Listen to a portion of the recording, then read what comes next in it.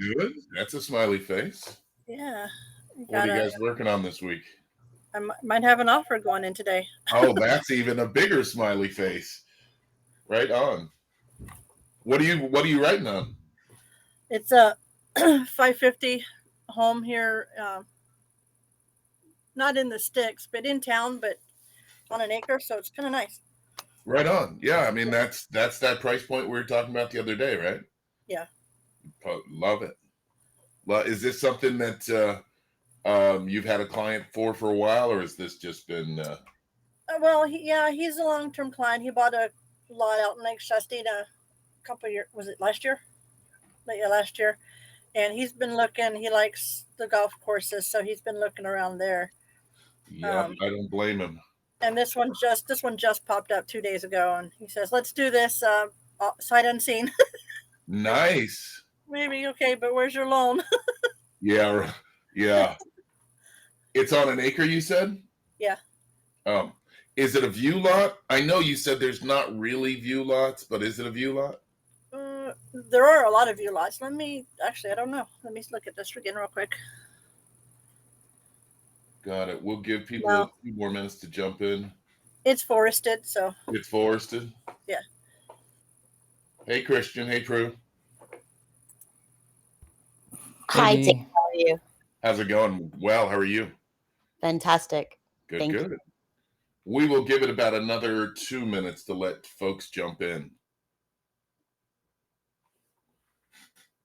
How's everybody weathering through this crazy heat wave and unusual weather and all this that we're going through?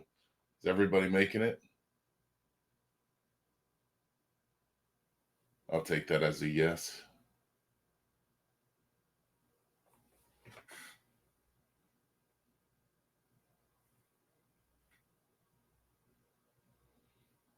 All right, we'll give it one more minute or so. Hey, Prue, how's the team building going? So far, so good. I'm getting everything all set up as far as marketing and about to blast out some major campaigns. Cool. So just preparing, laying the groundwork. There you go, laying the groundwork, putting the track so the train can flow. There we go. Right on. And as far as your heat wave, that's why I came to Florida. I came here for the sunshine. I love it. I stay in the water. Oh my gosh, I don't know. I love the sunshine, but I'm not a fan of the heat. No matter where I am, right? Anything above 90, tap me out. I'm good. I know That's what people I think love. it's cold when it's 80, and it's like it's 80 outside. Yeah, it's cold. Are you serious? Yeah, tap me out. That's why they invented air conditioning, right? And popsicles. And air conditioning and popsicles. There you go. That's all we need to be happy. All right. I will give it one more minute and then we'll get started officially. So today we're going to talk a lot about kind of what it means to be a leader and kind of what it takes to actually get there. I know we all have different concepts of leader or leadership, but I wanted to talk openly. This is actually a six session room. I'm going to cover quite a bit today, more specifically what pertains to you guys. I will note who's here, and then I'm going to send out a self-survey. I'm wondering, is there a way to attach it here in Rooms? I don't think there is. But I'll email you guys a self-survey that I want you to take and send back to me. Okay. All right, we're at time. Let's go ahead and get started. So as always, I appreciate you guys taking time to join me and spend some time and, kind of talk openly about where you are from a business perspective. Look at how we can get better as both business owners and leaders. Everybody on this call is a bit, just noticed my camera is off. Everybody on this call is a business leader. I'm sorry, a business owner, but not necessarily a business leader. So we're going to talk a bit about that today and kind of understand the process. I think most of you know I come from a more behaviorally based learning approach. That way we can start to make adjustments over time. I think we all know that change is the most difficult thing we can do as humans. We get locked into a behavior or a pattern. As a matter of fact, everything we learn in life is by rote. The way you put your shoes on is exactly the way you put your shoes on when you were 2 and 3 years old, unless you've consciously altered the pattern. So it's a lot about breaking patterns that over time become destructive. So when you look at life as a whole, everything in life happens that you've done in the past will eventually become maladaptive. It will stop working at a certain point. So things you did when you were 10 years old didn't work for you when you were 15, and things that you did when you were 15 didn't work for you when you were 25, and so on. We're constantly developing and growing and adding new tools to our arsenal, and we should naturally be letting some of the tools that no longer work or that are functional drop off to the wayside, or we should consciously actually be removing them. So today we're going to talk a lot about learning to lead. Um, I know that everybody has a different concept of leading or what leadership is, but we're going to break that down today. So, oops, too quick on the finger. So, one leadership quote that I absolutely love, if you've not been in any of my sessions before, you'll know that I'm a big quote guy. I'm a big fan of affirmations. But leadership is the capacity to translate vision into reality. And right now, that's why I said you're all business owners. Each one of you have a vision, not only for your personal life, but your professional life. Sometimes those two intermingle, they overlap, our personal and professional life. They overlap, sometimes only sparsely, sometimes very intrinsically, but there's always that natural overlap. And to be able to cast a vision and actually do the steps and put in the work to make it reality is a monumental task. Vision is one thing. We all daydream. We all believe we're going to be somewhere else or want something else. But to be able to put the steps in play and follow through, that's a different process. So leadership is the capacity to translate vision into a reality. So what's our agenda for the day? Our agenda is to learn the meaning of leadership, to get to know ourselves a bit. And that might be in our second session. I don't know if we're going to really get into getting to know yourself and get the right stuff in today's session. If we have time, maybe we'll touch on it, but I think I'll leave it for the next session of this. The outcome ultimately is learning to lead effectively. So the one thing that we talk about as business owners is, that developing of a team. And we have a building a high performing team session at 1:00 today. So if you guys would like to attend that, feel free. But part of what we talk about is we talk about growing and developing is, how do I lead effectively? But long before we get to leadership, we have to understand what it is that I'm building, right? Leading involves following. So we have to understand what we're building.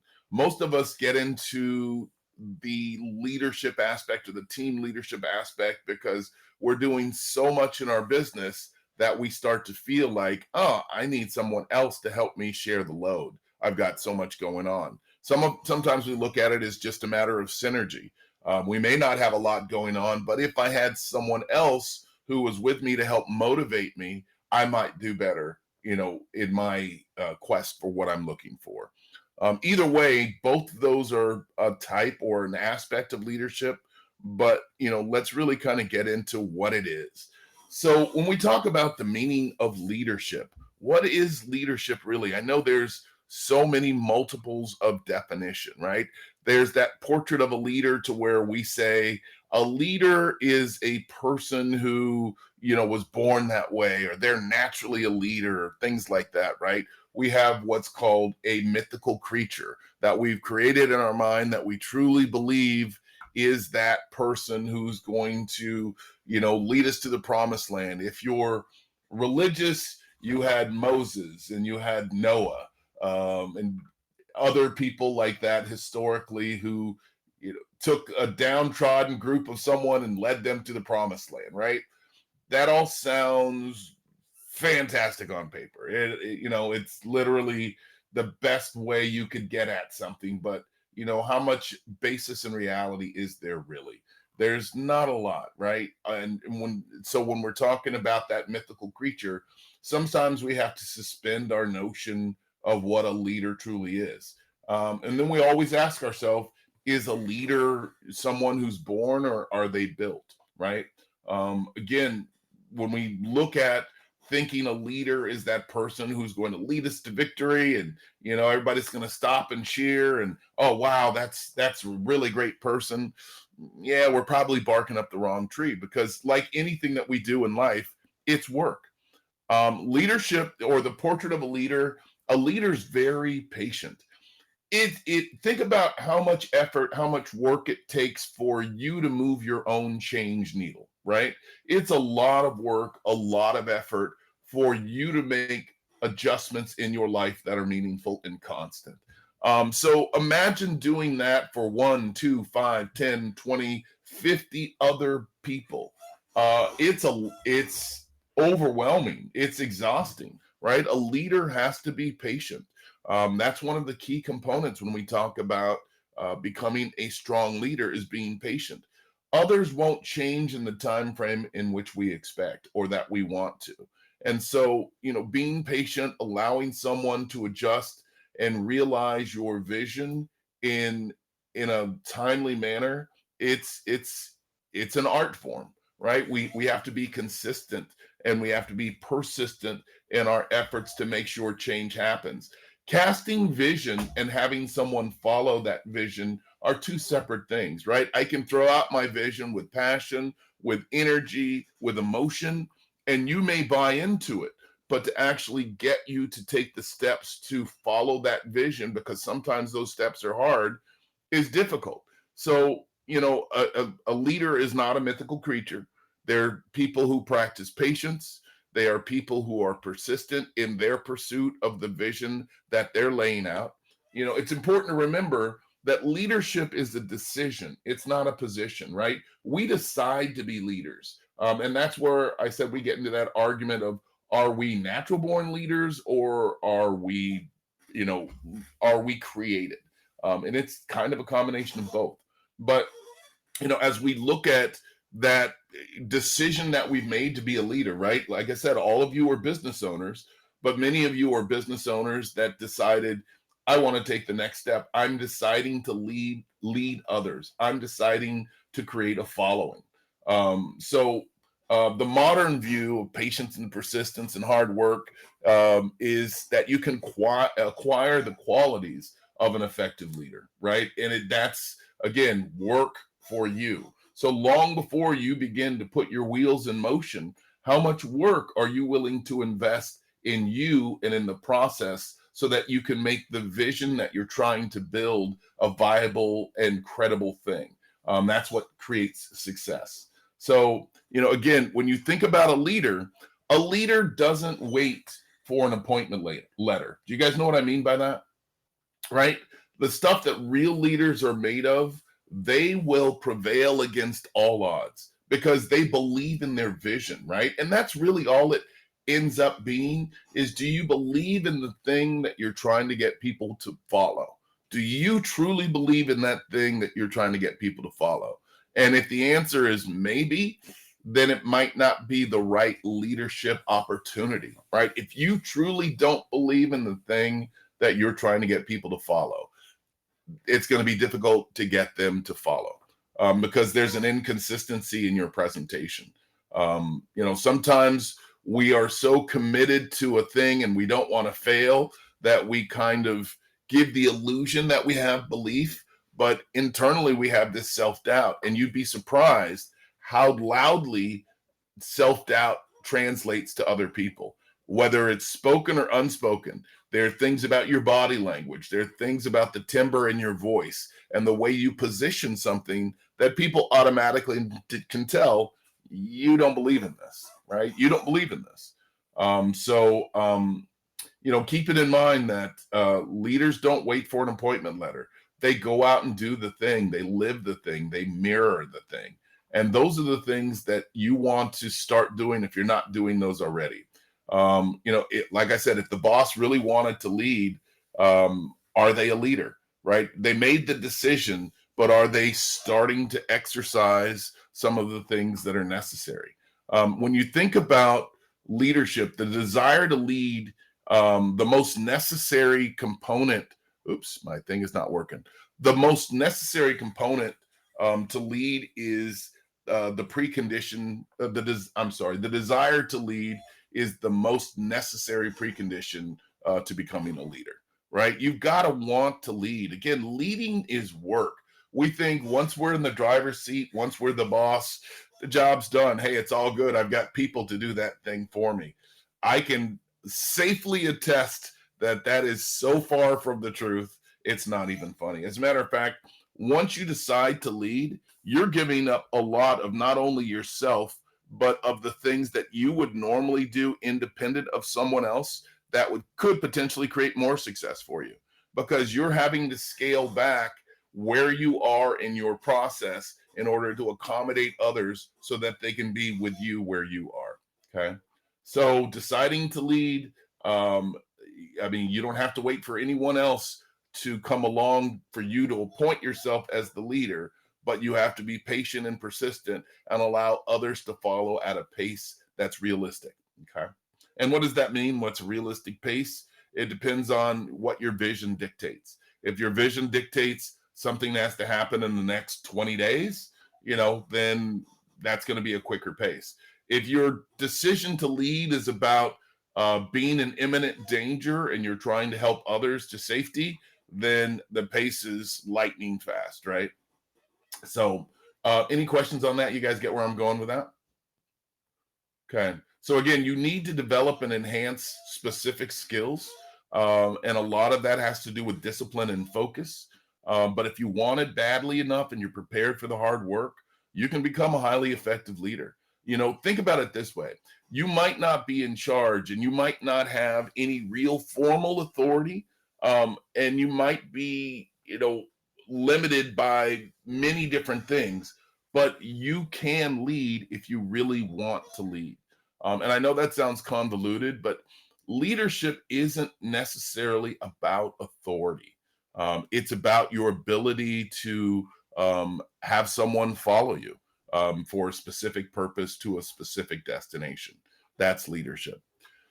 So, I've said this quite a bit. Are leaders born or are they made, right? When you think about, and if we know that leadership is a decision, um, is somebody when we're born, do we decide at that point, I'm going to be a leader? Is there something in our DNA that says I'm a leader? Does that actually happen? And there's so many different schools of thought to that. We could probably argue that all day. It's like, is someone a born athlete or they're gifted? They were born that way. Part of that's true. They have the general composition to be a great athlete, but they have to decide to be an athlete and they have to decide kind of if that's the path they're going to take and to train and make themselves better and competitive and all the above. But there's not really a single answer of are they born or made? We all inherit talents.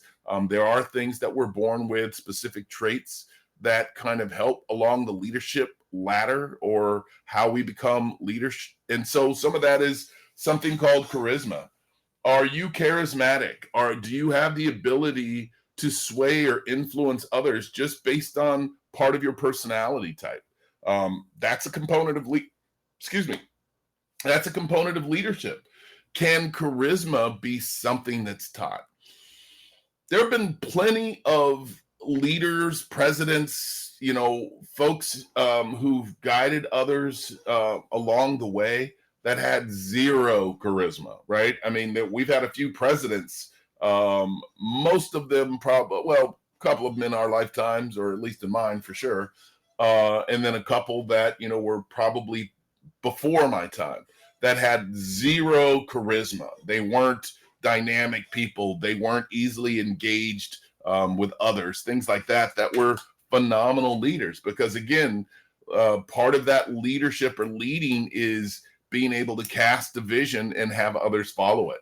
So charisma is one of those things that may be attributed to, is it someone that's a naturally born leader because they have a lot of charisma. But even a charismatic person without vision is probably not going to make a great leader. I might follow you part of the journey, but if I have no vision, I have no direction of where I'm going, the likelihood of us getting lost is pretty great.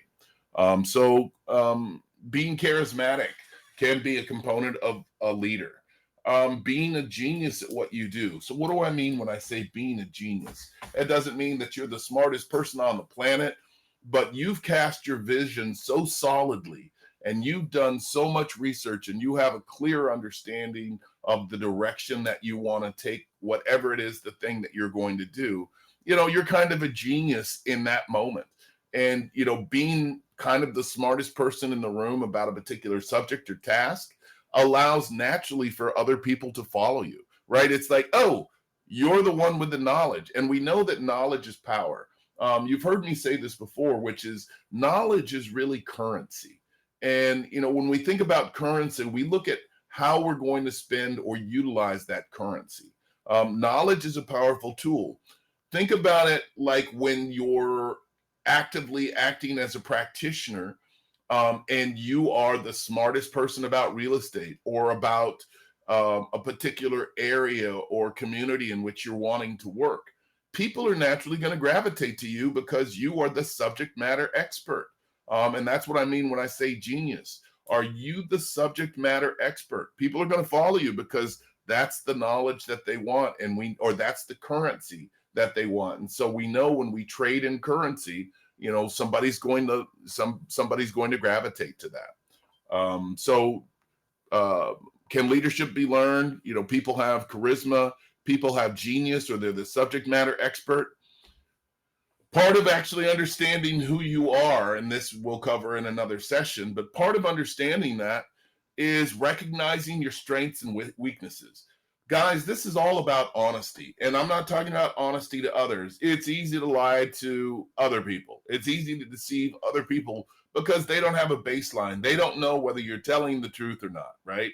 And when you start to deceive yourself and not be honest with yourself, that's when you start to falter, or we start to see failure points surface. So being honest in what you're truly strong about, what are the areas that you are the subject matter expert in? What are the areas that you excel in like no one else, or at least hold your own as well as anyone else, right? What are the areas that are deficits that you need work on? That's how you actually discover your leadership talent. Nobody said you have to be good at everything. It's ridiculous, right? If we were good at everything, man, you'd be me. I'm just kidding. You would be, but nobody's good at everything. We work to learn things. Think about, I'll use a sports analogy, or I'll use music. When you're learning to play sports, even if you have a muscular body and an agile physique, you still have to learn techniques in order to be a good runner, or to be a swimmer, or to be a baseball player, or football player, basketball player, springboard diver, lacrosse player. Think of any sport and insert here. You still have to learn a process. You still have to develop a skill set in order to be that thing. And part of that is recognizing where I'm strong and recognizing where I'm weak. I'm a hobby golfer. Love it. I do my best to get better at it each and every time. When those of you who've met me know I'm a tall person. I used to be heavily involved in another sport until my body said, nope, we're not doing that anymore. Don't even try it. Just sit down and, live your life in a more sedentary fashion. Golf was one of those things that I embraced because it has a competitive component to it. It constantly challenges me. There are constant learning adjustments that I make in order to be better with it. There are lots of things that I know I'm no good at that I work at all the time so that I can get better at that. That's me recognizing my strengths and weaknesses. How does that translate to business? Sometimes we think that we do well in business without recognizing the variables that allowed us to do well, that got us to the point to where we are. What do I mean by that? Those variables could be, the market is pistol hot and they would have bought from you whether or not you were the originator of the product or not, right? We've gone through markets like that. We've gone through recent cycles like that.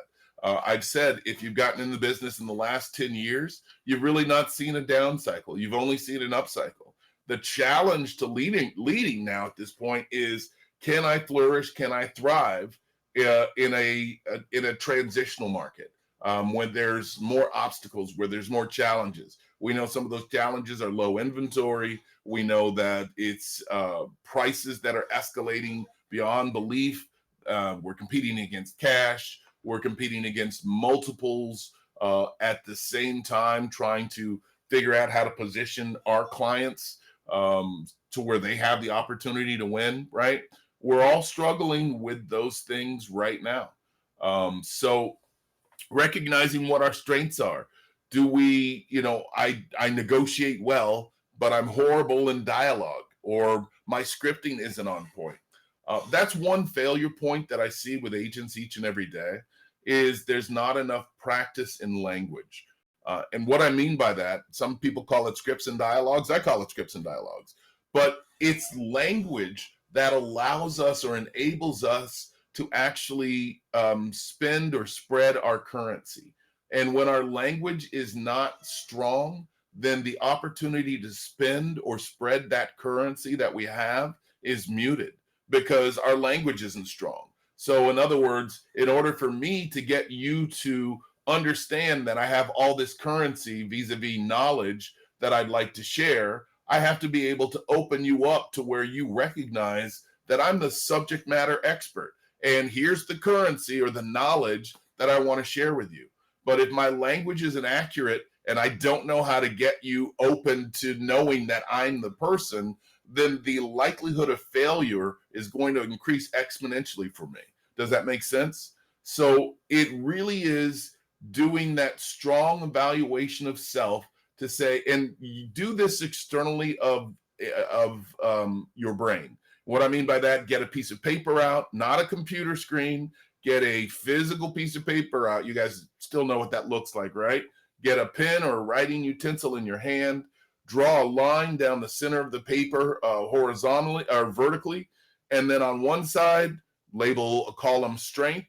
On the other side, label a column weakness, and be honest and just write down, this is where I'm strong. These are the things that I know factually I do well.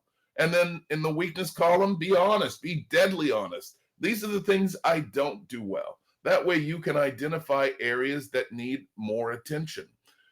If you wanted to climb a mountain, if you wanted to be on Mount Everest, and you can see Mount Everest from your vantage point, but the difficulty is that you're in a 10-foot hole with no ladder or no way up. What do you think your priority is? Is to climb the mountain or to get out of the hole? And I think most of you would agree getting out of the hole is your priority. I have to get out of the hole first before I can even begin to think about how am I going to climb that mountain.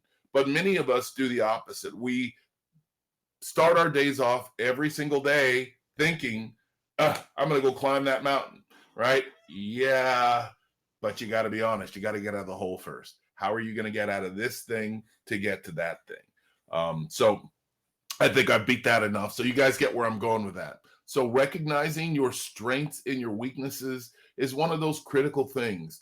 Don't think that you're going to be that stereotypical hero leader, right? An effective leader actually identifies the right job that needs to be done. They influence the right people at the right time to do the job, and they get the job done the right way always. That really is a lot more than it sounds, right? It's, we've always got to identify the right job, and it's not necessarily you who is going to execute on that job. You want to have the ability to influence the right people. In other words, those subject matter experts, right? A good leader surrounds themselves with people with multiple talents so that they can always focus on a job, even if that job is not within their wheelhouse, and then they can get the job done right in the right ways. Okay. So let's talk a little bit about the cocktail right? A leadership cocktail. When we talk about what makes a good leader, what makes a strong leader, you know, I'm going to take a minute as we talk about this. What do you guys think what's a leadership cocktail? What do you think makes a good leader? Anybody pipe in? Don't be shy. Oh, you just want me to tell you, huh? D, I think you hit it on the head earlier when you were talking about just being able to persuade people. Yeah. Literally being able to sell swamp land in Louisiana to a frog, like being able to speak, Let me articulate ask you this. Do we knowledge. persuade others or do we influence others? What would you, if you were to say, um, I, Prue, persuade others or I, Prue, influence others? I like Which- influence Okay. because it doesn't take it takes away the pressure of actually persuading. But when people can roll with you on the same plane, then they understand you, then that's more of a persuasion tactic. Well, so they mean two different things, though, right? Correct. Persuasion and influence. So Mm, when we talk about, and you're kind of on track with that, when we talk about persuading others, persuading is a type of selling, like you mentioned, swampland in Louisiana or the Florida Keys or whatever, right? I could mm, sell ice to an Eskimo. That's correct. persuasion. Influence is based on behavior. The things that you do naturally create a dynamic to where others are going, damn, Prue is doing something. That's an influential person based on behavior or behavioral trait. And that is kind of part of the cocktail. So when we talk about a leadership cocktail, we're talking about personality traits, right? Those things that part of that is your charisma, part of that is how people see you as an individual or as a person. Again, when we go back to people talking about, are you a natural born leader or were you made a leader? Charisma is just something people have, but charisma is also something that we develop, right? We have the basis of charisma, but some of us are more open to interacting with others than not. Sometimes it's, we're silly or we're affable and constantly smiling. Those are things that draw others to us because those are those natural body cues that express openness and a willing to interact with others. Win friends and influence people. Yeah, yeah, sure, that's part of it. When friends influence others is Dale Carnegie's book, but the difference between a forced smile and a genuine smile. We all know that. We all can look at somebody and go, oh my God, yeah, they're full of BS. I can already see it. Sometimes we attribute those people to like car salesmen or attorneys or wink wink real estate agents, right? That smile that's disingenuous, that affable nature that has no basis and they're going to forget about me in the next day or two, right? That's a style of persuasion. In other words, I put my salesman hat on, right? And we know truthfully people don't like to be sold. They love to buy, but people hate to be sold. And you see more persuasive personality types in the selling business because I'm going to turn it on, but I'm going to forget about you in an hour. Um, Thought process is the way we think, the way we interact with life is also one of those cocktails in leadership. Remember, I said you've got to be persistent. You've got to have patience. All of those things are highly, highly necessary to be a strong leader. If you're lacking one or both of those things, it's really difficult to lead. If you don't have critical thinking skills, if you're not a person who can make a decision independent of others, it might be difficult to be a strong leader, right? If you find that you're ponderous, if you're constantly thinking or rethinking or reevaluating the decision you made, it might be difficult to be a strong leader. Not saying impossible, but difficulty. So thinking about your thought process, how you process or interact with the world, is one of those things in a leadership cocktail. Individual behavior. Um, Behaviors are so nuanced. They're things that work from a cultural and a community perspective that may not work in other cultures or other communities. And I'm not talking racially or anything like that, but I'm talking as small as family dynamics, right? We all come from a family of origin, meaning mom, dad, brother, sister, grandma, grandpa, auntie, cousins, whatever it is, right? We all come from a family of origin. In other words, that family in which we were created, that help to create some of the systems and the things that we do on a daily basis. Some of those things we learned by rote. We were taught when we were 2 and 3. I mentioned tying your shoe. You tie your shoe in a specific way, just like you did when you were 3, because it's a behavioral cue that you learned. So when we talk about going into the world and meeting other people outside of our family of origin or our family dynamic, the behaviors that made sense inside of your family dynamic may not make sense to anybody else on the planet. So you go out, and you're not necessarily wrong, by the way. So you go out doing the things that you've always done because they worked within a particular framework or system, which we called family. Now you're meeting others who are also bringing things from their family of origin or their family dynamics that worked in that thing called family, and you're trying to merge those things together. Now it's like, nope, nope, toilet roll goes out. Nope, toilet roll goes to the wall, right? That age-old argument, things like that. We start to look at those things and they don't mesh. It's like my way of doing it is right because this is what I've always known. My way of doing it is always right because this is what I've known. A leader recognizes those behaviors are going to differ. A leader will create a neutral alignment so that the vision or the task can be accomplished or achieved. And again, it's something that we learn over time. It's something that we consciously focus on so that we can recognize and minimize dissension, and keep people moving forward. So, and that's just one aspect of behavior as we talk about a leadership cocktail. We also talk about the development of skill. Again, when we're truthful and we're aligned with ourselves of things that I do really well and the things I just suck at, we start to get more in line with how we grow, right?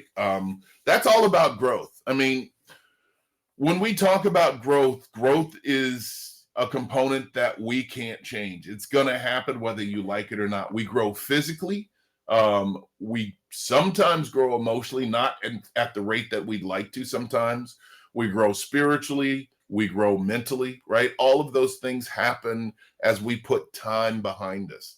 And the more turns of the clock that we put behind us, the more growth we experience, right? And then we start to see growth as a measure of decline, right? Our bodies start to not be as agile as they once were. Sometimes we're not as sharp thinkers as we are because we've turned off certain levers or cues. But growth is a natural occurrence of life, vis-a-vis change, that dreaded word that everybody hates. Oh my God, I've got to change. But it's necessary. And a leader is constantly evolving and changing. Again, as you bring new personalities, as you bring new energy into who you're wanting to have follow you, you're going to deal with a number of different behaviors and personality traits and the way people process information that's given to them through life. And that's a part of skill development, right? Sorry about that. Along with skill development, we're also talking about, a little thing. What do they call that thing? Oh, it's called attitude. Sorry, quick on the finger. Attitude. Do we have the right attitude going into our leadership cocktail? Is a leader always positive? I'm going to say hell no. Sometimes a leader is negative because it's necessary. Negativity is part of the world. Negativity allows us to see a broader view of something, and allows us to make adjustments so that we can see the actual event that's taking place and make adjustments to move forward. So to be negative is not the worst. When we suck, to have somebody tell you suck is actually a cathartic thing. It's one of those things that we actually look at and can embrace if we're open enough to embrace it. Sometimes we shut down because it's like, did they just say I sucked? Oh man, I don't want to deal with them. Unless you're going to give me life through rose-colored glasses, then I don't want to deal with you, right? So as a leader, you're kind of balancing these things out, right? Have you guys ever had a bad cocktail? I know I certainly have, to where the bartender just clearly didn't know what they were doing. I asked for something that I've had a million times and they make it, but they made it in a way that because they didn't know how to make it and you just didn't even want that drink.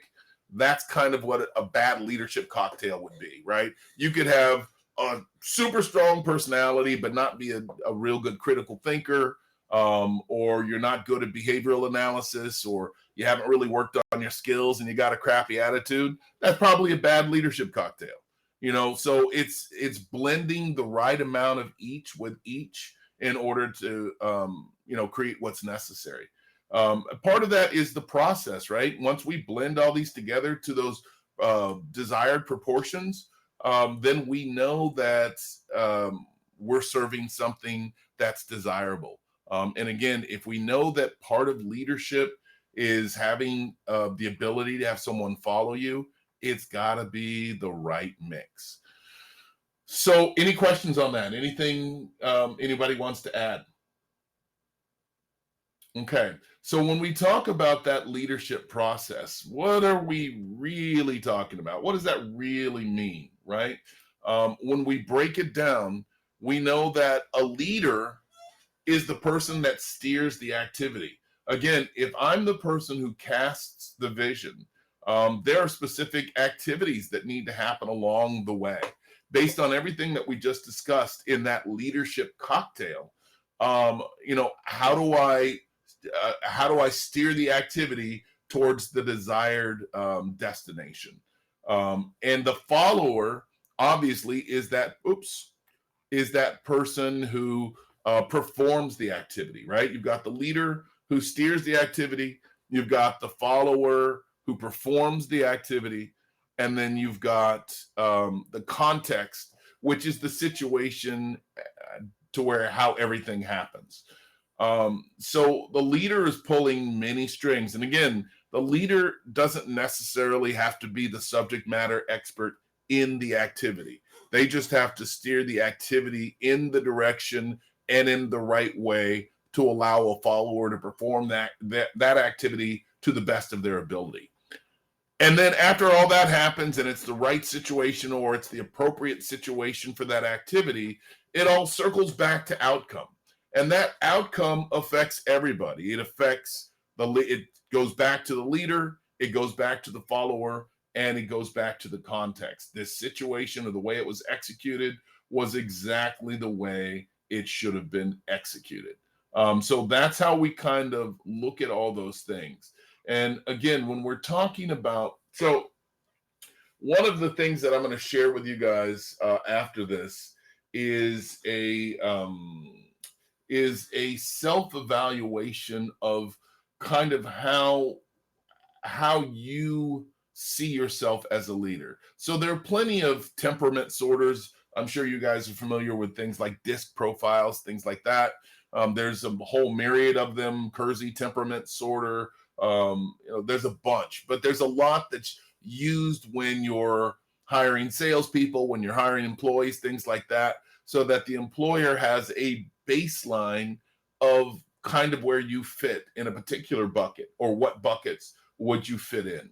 And basically the leadership process, as I'm describing it here, is what's called the Dunham and Pierce leadership process. And again, essentially, it's everything revolves around process. So when you think about life, there's only two things that we deal with in life. We deal with process and we deal with content. Process is the way by which we achieve or accomplish something. That's the process. This is how this is what needs to happen to get this thing. The content is everything that goes in it in order to make it, in order to facilitate that process. Oftentimes in relationships, for example, you'll have a person who focuses on everything like he said, she said. Well, he did this and blah, blah, blah, blah, blah, and she did this and blah, blah, blah, blah, blah, blah, blah, right?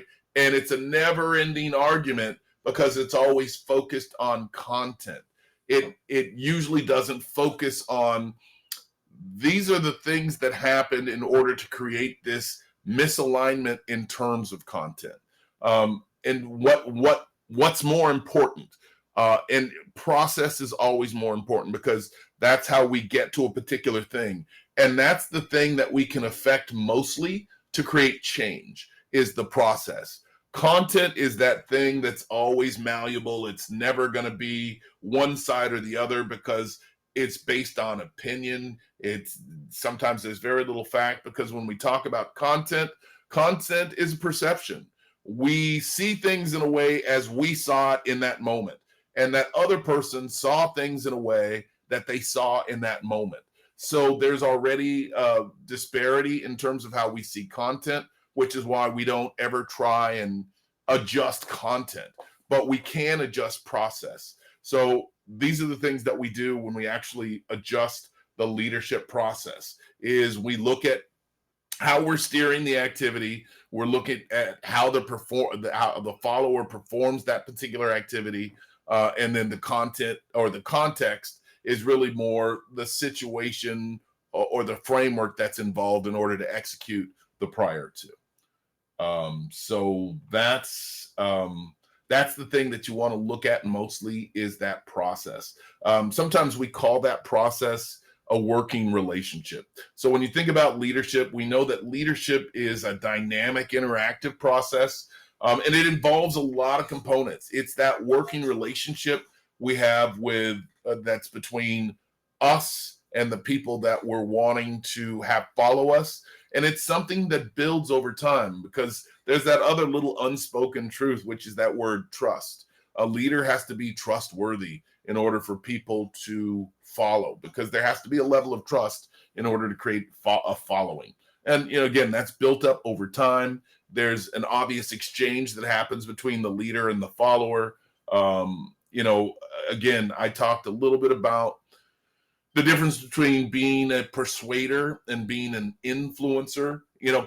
Coincidentally enough, it's interesting that a lot of social media people are using that word influencer without putting it into proper context as well. But, true leaders are more influential than they are persuaders. And that's probably a biased opinion. But, there's data that could potentially support that. Any questions on where I'm at right now, where we're at? Okay. So where are we time-wise? All right, let's talk a little bit about approach to leadership. So, when we talk about leadership basics, there's really only 4 true basics to leadership. We've kind of touched base on this the whole time. Those 4 basics, and I'm just going to roll them out, are trait, behavior, contingency, and power and influence. So if we were to talk a little bit about trait theory, the trait approaches tend to define the leader in terms of who they are. Again, these are immutable points about me. These are traits, character, character issues, things like that. This is kind of who I see myself as a human being, right? And each leader has different traits that they possess. Again, charisma or being charismatic is a trait.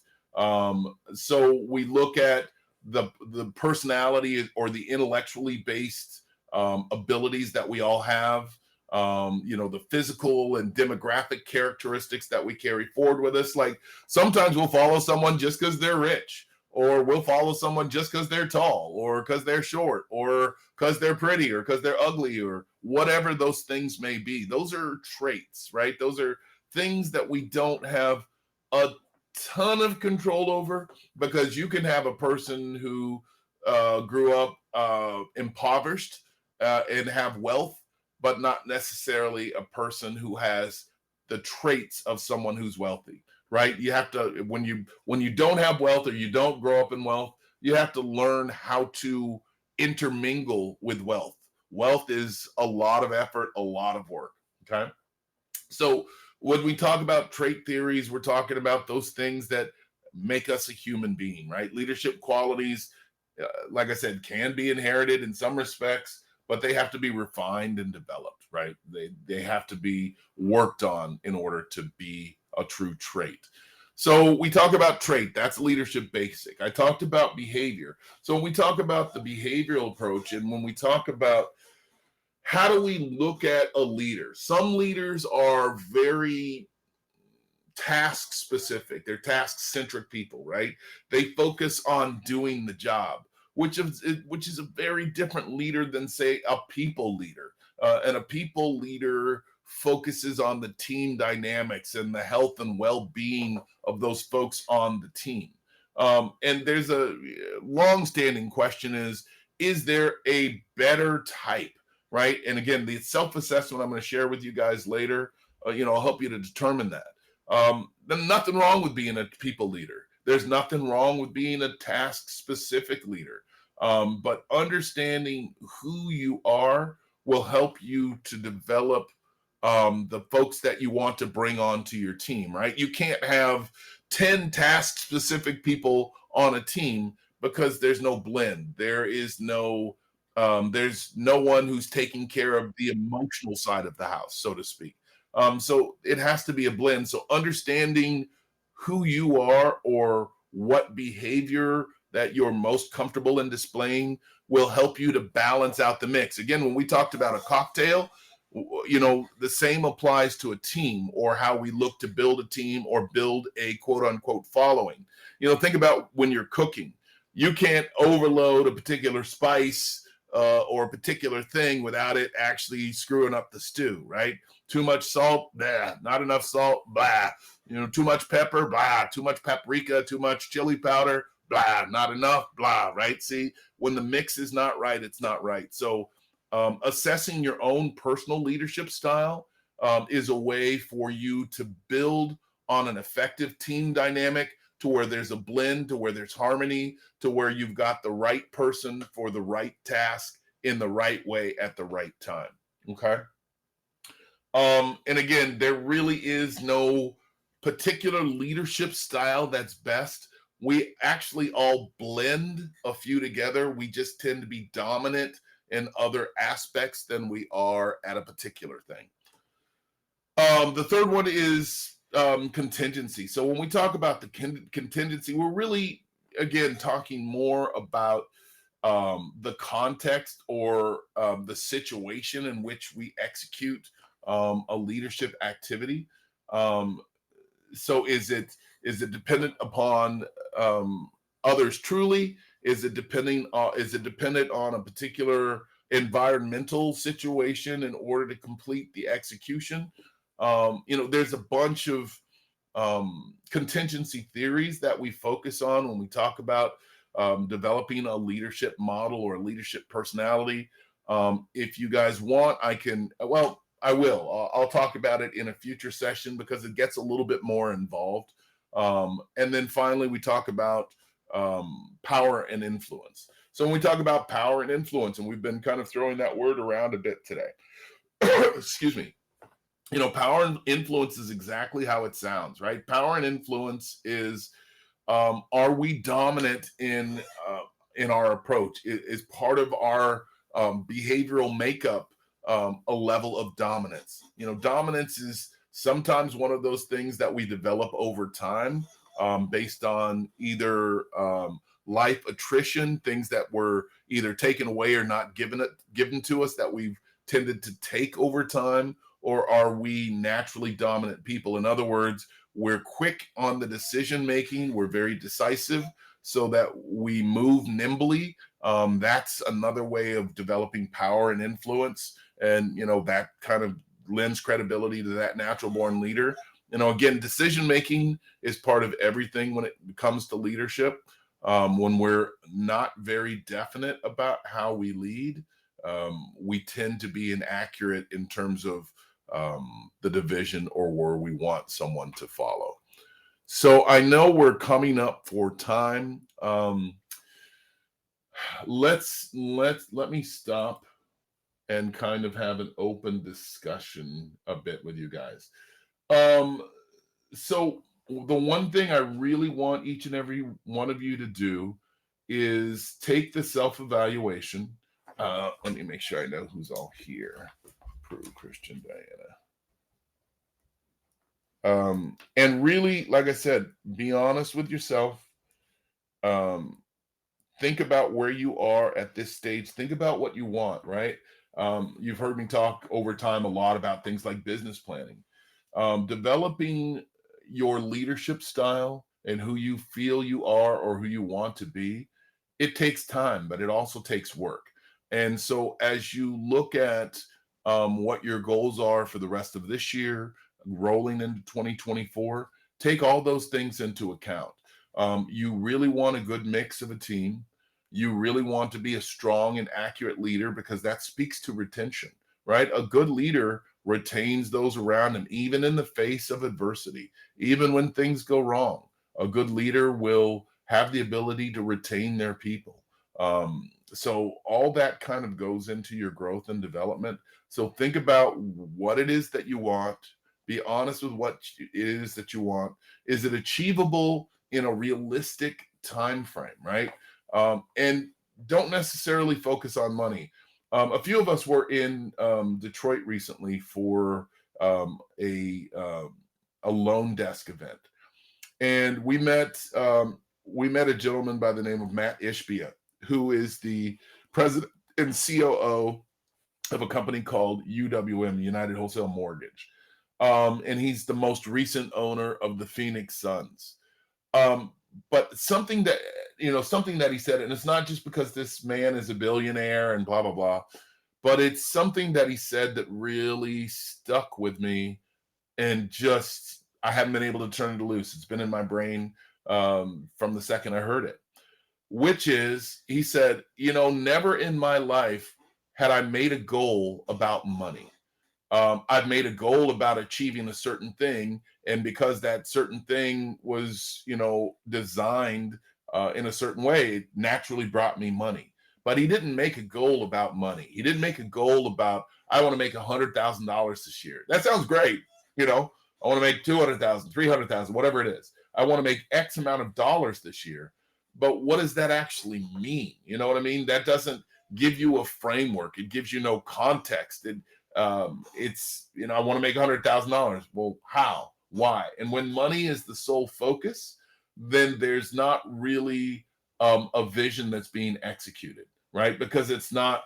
I want a different way to say that, which is I want to be financially independent. But even still, that's money based. And what does that actually mean? Does that mean you want to pay off your house? That you want to be debt free? That you want to have money in the bank? What does that all mean? When you start to focus on the events in your life that you really want to have, things that nurture you, things that help you to flourish as a human being, things that enrich you culturally, professionally, spiritually, emotionally, things that help to grow your family in a meaningful way to where you have a more positive relationship, good things are going to follow. So that was, I embellished on what he said, but that's kind of what I took away from it, which was, take the money out of it, right? Because when we focus on money, money itself is pressure. But when you think about money as a tool, because that's all it ever is, it's a tool. It's something that to facilitate something you want in your life. If each one of you had $1 million just sitting in your closet, you might as well say, I've got a brick. I've got a brick in my closet. Okay, great. What are you going to do with it? I don't know. Maybe later I'll build a house or use it to build a house, right? That's all money is. Money is a brick until the energy of it is utilized for the things that you're wanting to do. Guys, we are right at time. As always, I truly appreciate you taking some time out of your busy day to spend with me. I will send you out this self-evaluation. Take it, please share it with me, but kind of take it to heart and kind of see where you are, and we'll build from there. I will see you guys next session. Really appreciate you spending the